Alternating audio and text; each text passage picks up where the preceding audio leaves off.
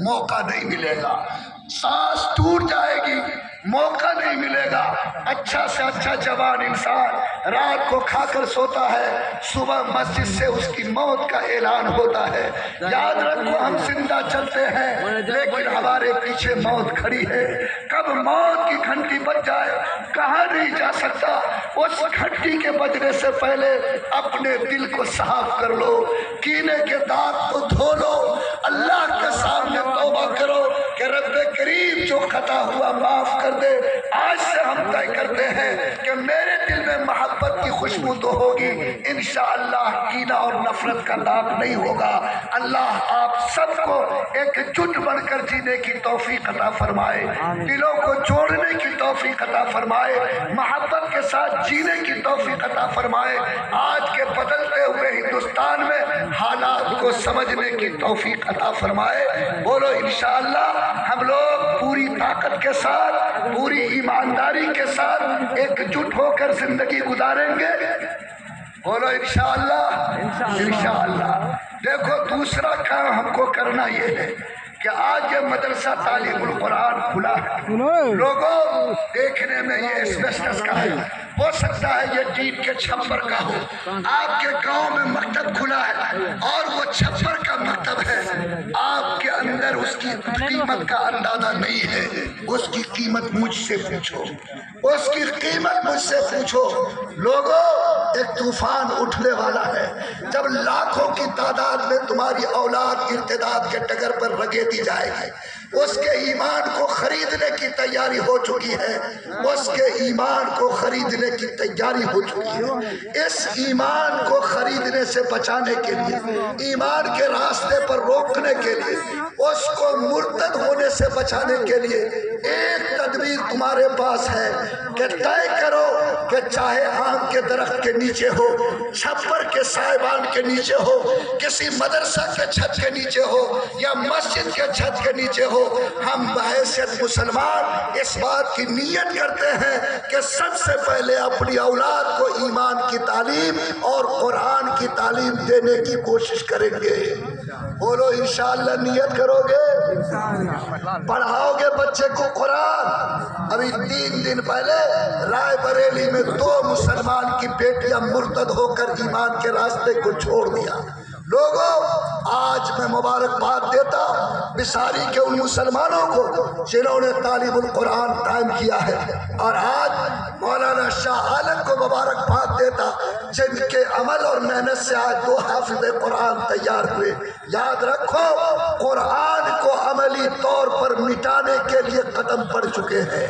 اگر اس قرآن پاک کی حفاظت چاہتے ہو، اپنے بچوں کے سینے میں اس کی عظمت کو رکھنا چاہتے اور آنے والے دن میں اس کو مرتد ہونے سے بچانا چاہتے، تو طے کرو کہ ہم بھیک مانگنا قبول کریں گے، مزدوری کرنا قبول کریں گے، دھوپ میں چل کر پسینے سے پیسے کمائیں گے، ہم ایک رات بھوکا سو جائیں گے، لیکن اپنے بیٹا بیٹی کو انشاءاللہ قرآن پاک پڑھانے سے محروم نہیں رکھیں گے۔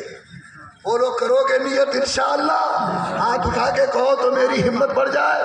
الحمدللہ پوری قوت سے نعرہ لگاؤ۔ میں مزدوروں سے کہتا ہوں، رکشہ پولر سے کہتا ہوں، کھیت کمانے والوں سے کہتا ہوں، باہر مزدوری کرنے والوں سے کہتا ہوں، انشاءاللہ خدا تعالیٰ اگر بھوکا مریں گے اللہ معاف کرے گا۔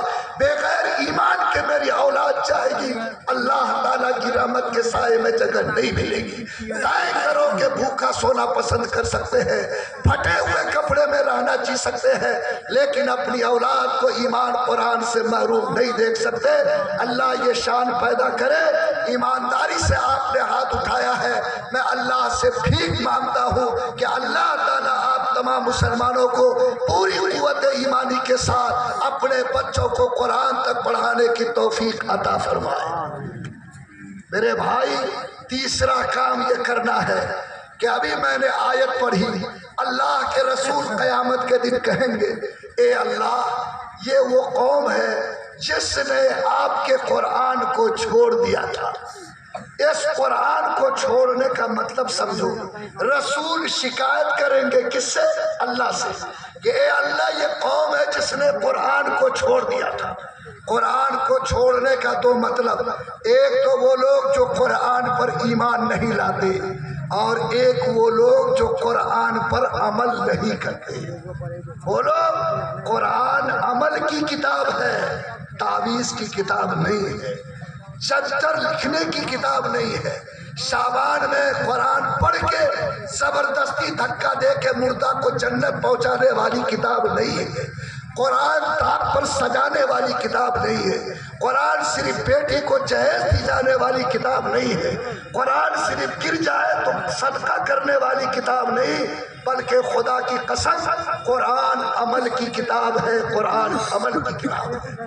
لوگوں، نبی شکایت کریں گے کہ اللہ یہی ہے وہ جس نے قرآن کو چھوڑ دیا تھا۔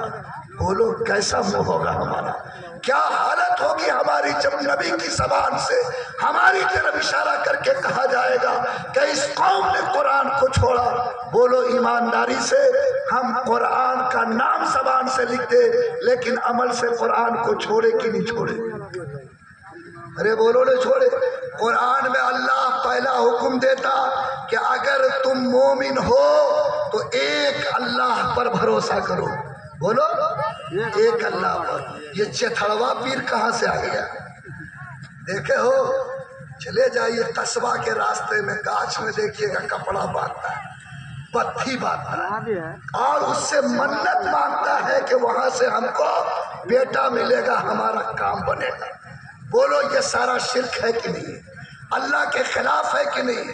یاد رکھو، جو انسان مسلمان ہو کر اللہ کے مقابلے میں کسی کو آواز دے گا، اللہ کے طرح کسی کو کرتا دھرتا مانے گا، وہ شخص مشرک ہے، اور اللہ شرک کرنے والے کو کبھی معاف نہیں کرے گا۔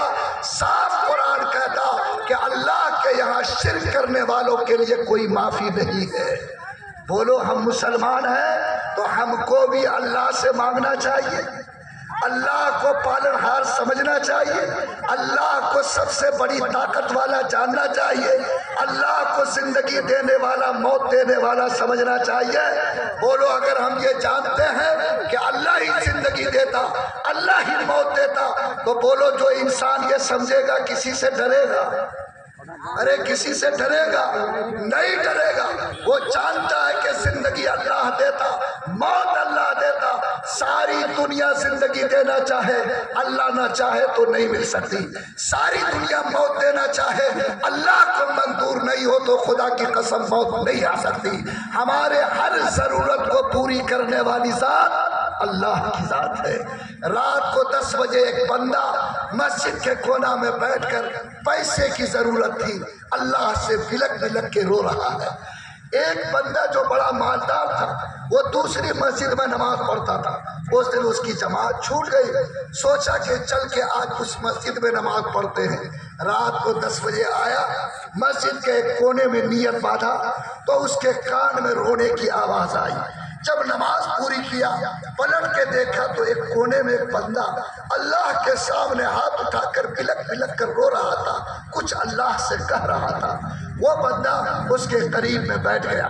جب وہ اپنی نماز کو اپنی دعا ختم کیا تو انہوں نے اس سے کہا کہ لگتا ہے کہ تم کو کچھ ضرورت ہے اور تم اپنے اللہ سے کہہ رہے تھے۔ انہوں نے کہا کہ ہاں، اپنے اللہ سے میں فلاں ضرورت کے لیے مانگ رہا تھا۔ اس نے کہا کہ دیکھو میرے پاس پیسے ہیں، میں تمہاری خدمت کرنا چاہتا ہوں، تم اس کو قبول کر لو۔ اس نے جو پیسے کی ضرورت تھی اس بندے کو دیا، اس بندے نے وہ پیسہ رکھ لیا۔ لیکن جب وہ آدمی امیر آدمی چلنے لگا تو اپنے جیب سے پتہ والا کارڈ نکالا جس پر ٹیلی فون لکھا تھا اور اس بندے کو دیا، کہا کہ اس کو رکھ لو، کبھی تم کو اور ضرورت پڑے گی تو اس پر ٹیلی فون کرنا، ہم تمہاری مدد کریں گے۔ ایمان اس کو کہتے ہیں۔ اس بندے نے وہ کارڈ اس کو واپس کر دیا، کہا کہ دیکھو ہمارے پاس تو ایسے خدا کا پتہ موجود ہے، ایسے خدا کا ٹیلی فون موجود ہے، جس نے رات کو 10 بجے اس مسجد میں تم کو بھیجا ہے میری ضرورت کو پوری کرنے کے لیے۔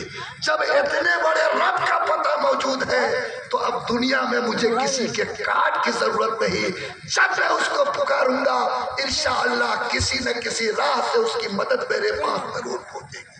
لوگوں رب کو پکارنا سیکھو، رب کو آواز دینا سیکھو، ٹھوکر مارو دنیا کی ہر چیز کو اور طے کرو کہ میں نے ایک رب کو مانا ہے، ایک رب کی طاقت کو تسلیم کیا ہے، ایک رب کے مقابلے میں ہم کبھی نہ کسی کو شریک کر سکتے ہیں، نہ کبھی بھی کسی کو اس رب کے مقابلے میں ہم کرنے والا اور دینے والا مان سکتے۔